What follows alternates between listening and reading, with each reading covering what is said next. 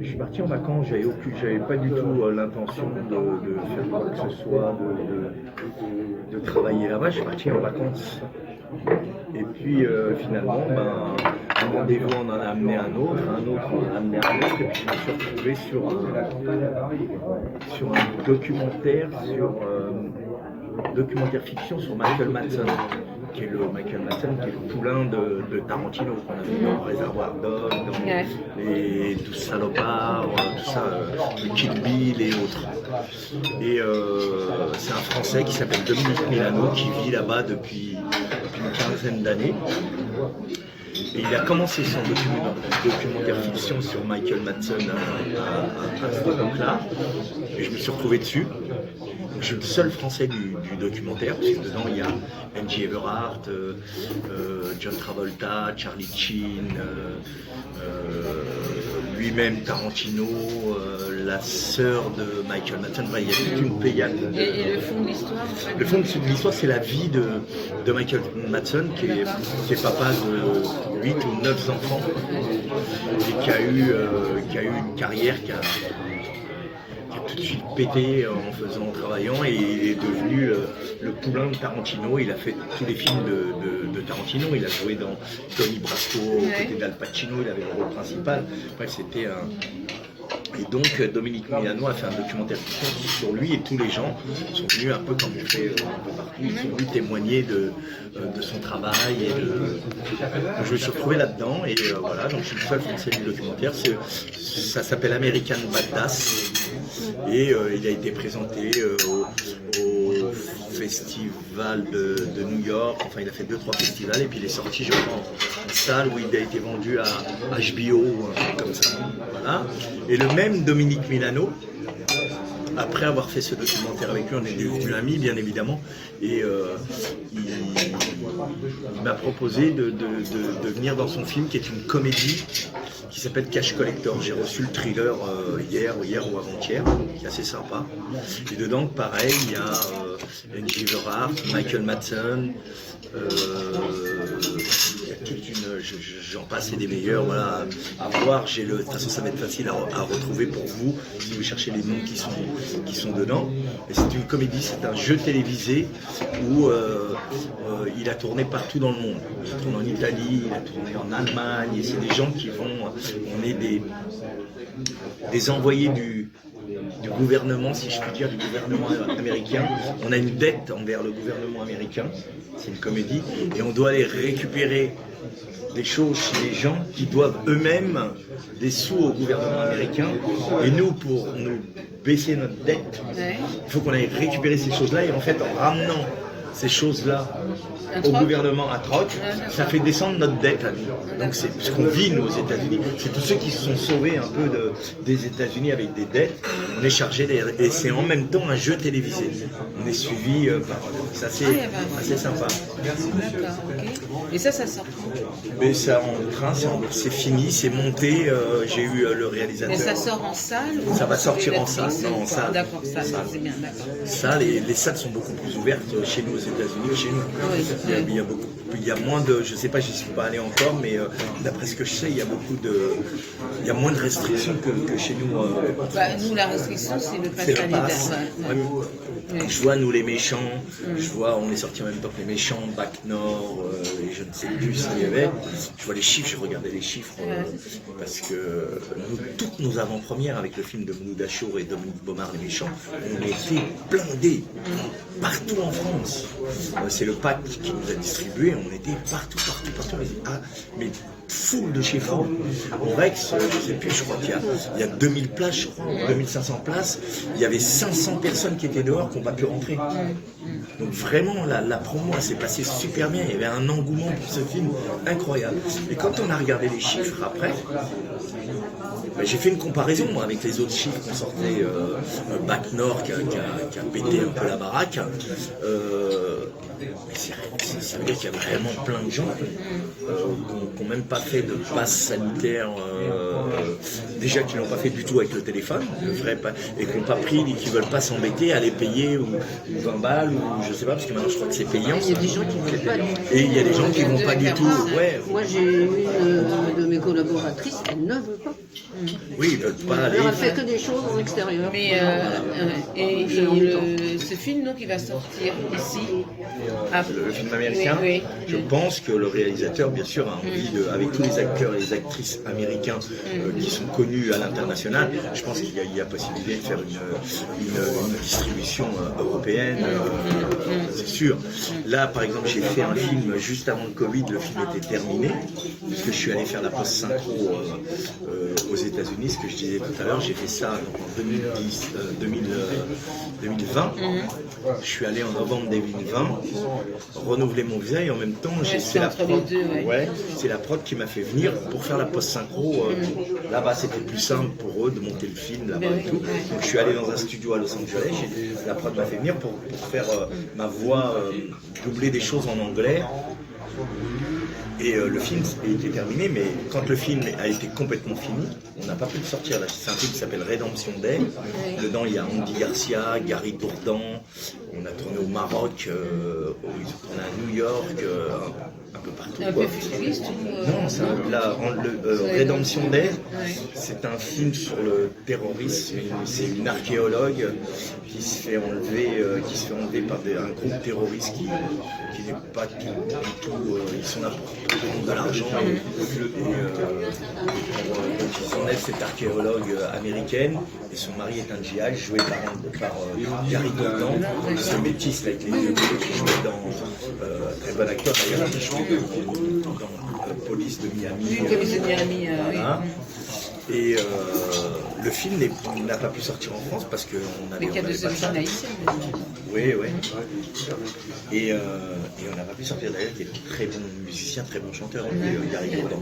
Il a fait des trucs en impro sur les journées qu'on avait. Il prenait le micro, il improvisait sur les journées en chantant et tout, il est très fort. Et donc ce film n'a pas pu sortir en France. Il est sorti aux États-Unis par contre. On a fait un bon score aux États-Unis, réalisateur et producteur. Moi j'interprète le chef des terroristes. Je me suis un peu régalé à le faire parce que j'ai toujours refusé de faire ce genre de film. Et là j'ai trouvé qu'il y avait des choses intéressantes à dire et des petites choses intéressantes à jouer. Et il y a un message à passer. Un message à passer, exactement. Et le réalisateur, Hicham Hadji, m'a laissé... on a discuté, mais il m'a laissé un peu... pas improviser parce qu'il y avait un fil conducteur, mais m'a laissé faire des propositions et a accepté mes propositions. Il t'a laissé rentrer dans le rôle. Pourquoi avoir refusé avant Parce que avant, je trouvais pas le vrai rôle qui me permettait justement de faire un terroriste pour faire un terroriste. C'était peut-être un peu caricatural. Ouais, et puis voilà, quoi, Sami Nasseri, il a fait un terroriste, il y en a combien de chez nous, de notre communauté, même si je suis né à Paris, mais je suis d'origine algérienne, je suis maghrébin par mon père, c'est trop fastoche de donner des rôles. T'avais peur d'avoir une marque. Voilà, j'avais pas envie de faire un rôle comme ça, et je trouvais pas non plus, chaque fois qu'on m'a proposé un truc comme ça, un truc intéressant. Un truc avec une histoire, un truc, le mec il est perturbé ou il est démonté, je sais pas, un truc qui cautionne le fait d'acheter un rôle comme ça, d'aller le faire.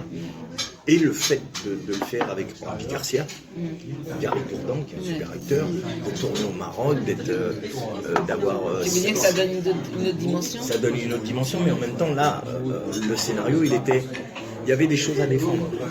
Et donc le film a été vendu à Canal+, mais en ce moment sur Canal+, ça s'appelle Redemption Day. Malheureusement, il est voir en ce moment là. Ouais, sur Canal. Sinon, il est sorti en avril. Ouais, je crois que c'est ça. C'était en avril. Ouais. Et avril, donc mars-avril, bien évidemment, on était fermés. Nous, on était encore un peu en confinement, même beaucoup. Merci. Voilà. Donc ça, Cash Collector, donc j'ai reçu le thriller hier, je vous le donnerai après si vous voulez le thriller pour le teaser. balancer. Ouais, le teaser, pardon. Excuse-moi, je te reprends. Ouais, le teaser, bien sûr.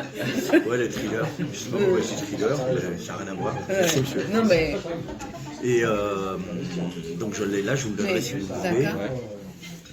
Et j'ai fini un film là pour... je suis revenu un peu en France, tout en faisant un petit passage par la Russie il y il y a quelques années, juste avant les États-Unis.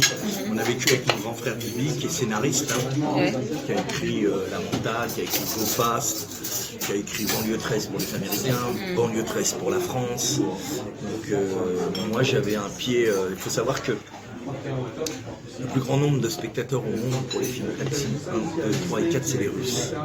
D'accord ? Ils sont très friands de tuning, de trucs. C'est incroyable la cote que j'ai en Russie. Mais pas seulement qu'en Russie, toute l'ex-URSS d'ailleurs. L'Ukraine, tous les Kazakhstan, ouais, tout ça, là, tout ce qui est autour, là, la Roumanie, tout ça. Oui, c'est tout l'Europe. Exactement. Le Balkan. Ouais, voilà. Et donc on a été accueillis vraiment chaleureusement en Russie, à Moscou. On a vécu à Moscou, à Saint-Pétersbourg. J'ai fait plein de festivals de cinéma et on a eu un accueil mais vraiment très chaleureux. On est resté là-bas. Oui. On a écrit, Bibi a écrit un documentaire sur la Russie. Mon frère Bibi il est très friand d'histoire. Donc on a écrit des choses il a écrit des choses, on a commencé à tourner. J'ai fait 2 longs métrages en Russie. Et puis à un moment donné, après il y a eu Los Angeles, puis je suis revenu à Paris.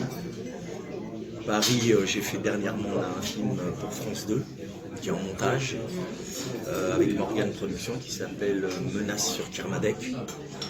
Avec Claire Kane, Claire Kane, Dominique Kemanos, David Kemanos qui jouait dans...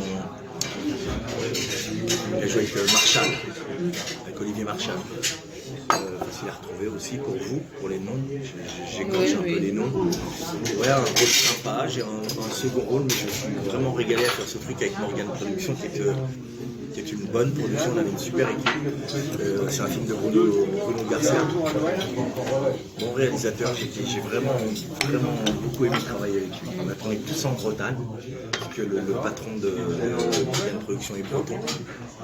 Et je pense que tout le monde est assez content du résultat chez France 2 et même l'équipe en général. Est-ce que toi t'en es content? C'est ce qui compte. C'est ce qui compte aussi, hein. C'est important parce que c'est quand même ton retour. Oui. Voilà. Ouais, j'ai toujours été là. Non, j'ai toujours été là, sauf que j'étais à l'étranger parce qu'il y avait des opportunités à l'étranger et j'avais envie de changer un peu d'univers, de cinéaste, de réalisateur, de rencontrer des nouvelles personnes. Là, je reviens de Turquie, ce que je te disais tout à l'heure. Là, en Turquie, on m'a proposé des choses. On n'en parle pas trop encore parce que c'est pas négocié, mais la Turquie m'a ouvert ses portes aussi, m'a ouvert sa ville, Istanbul, qui était merveilleuse. Mais la Turquie, c'est un pays qui est très riche au niveau du cinéma, au niveau des séries, au niveau de la télévision. Mais particulièrement à ce niveau-là, c'est vraiment très très riche. Ils aiment beaucoup tout ce qui est séries, tout ce qui est drames familiaux. Là, j'ai une bonne. On m'a fait des jolies propositions.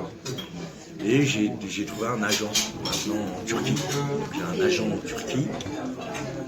J'ai un manager à Los Angeles, donc c'est plutôt pas mal. Donc tu te montes en fait, tu t'entoures d'une petite équipe. Ouais, j'essaye d'avoir, quand je pars, ne serait-ce qu'en vacances et tout ça, parce qu'il y a toujours des gens qui me connaissent, et des gens qui viennent un peu, bizarrement, on y va pour les vacances, mais on trouve toujours quelqu'un qui vient et qui veut faire du business. Donc voilà, pourquoi pas, t'arrives. Donc si je suis à Moscou, ça s'est fait. Au début, on est parti pour un truc humanitaire, et puis on s'est retrouvé à être invité à rester dans un hôtel, hébergé, payé gratuitement, nourri, logé, baladé partout dans Moscou pour visiter Moscou. De là, de fil en aiguille. Ouais, on a fait des télés et du coup, ça a amené d'autres contacts et des films et tout ça. Donc c'est plutôt pas mal, je trouve. Et puis ça me fait voyager, ça fait découvrir d'autres pays, de cultures différentes, et c'est vachement bien. Et puis ce qui est vachement important aussi, c'est qu'on a fait un film pendant tout le confinement, pendant que tout le monde était confiné, malheureusement en France et à Paris. J'ai eu la chance, moi, en décembre, quand ils ont confiné tout le monde, de partir au Maroc sur un film qui s'appelle Atoman. Moi, je prends en photo parce que j'ai pas pris le mien. Et je suis parti au Maroc, donc quand on a été tous enfermés là, au mois de décembre, j'ai été faire un film au Maroc qui s'appelle Atoman. C'est un film, c'est le premier film de super-héros maghrébin. Alors, ça fait rigoler quand on dit ça, mais c'est vraiment ça. Donc avec nous, il y a l'artiste, le rappeur marocain, il y a Mourad Zenguindi, il y a Mehdi Bagdad, le champion du monde de MMA. On est toute une pléiade d'acteurs, on a tourné dans tout le Maroc. Dans des décors vraiment somptueux, donc c'est un film qu'on attend, il est en montage avec beaucoup d'effets spéciaux, puisqu'on a tous des pouvoirs surnaturels, donc c'est un film rempli d'effets spéciaux, de VFX, et c'est un film danois. Et ça va sortir sur quel c'est en montage, on va sortir partout. Ah oui, d'accord. C'est un film des Belgio marocains. D'accord, c'est pas prévu, c'est prévu en salle quand même. Oui, d'accord. Oui, salle. Non, parce que comme il y a beaucoup de films en ce moment qui sont en VOD, bien sûr. donc, non, là c'est la salle, et puis après, bien évidemment, ça va suivre, à mon avis, le parcours normal, ça va être salle, ensuite la VOD, DVD, le parcours classique des films. Et là-dedans, j'ai beaucoup de plaisir à le faire. Moi, je fais le méchant dans le film, et l'artiste fait le gentil qui veut sauver le monde. Moi, je suis le vrai méchant, qui veut rendre le monde. Voilà. Et on a tourné partout dans le Maroc, donc ça c'était juste exceptionnel parce que c'était dur pour vous en France. Nous, on était au soleil et le roi, il a laissé ouvert au début jusqu'à 21h et après jusqu'à 23h. Et donc c'était quand même, on était au soleil.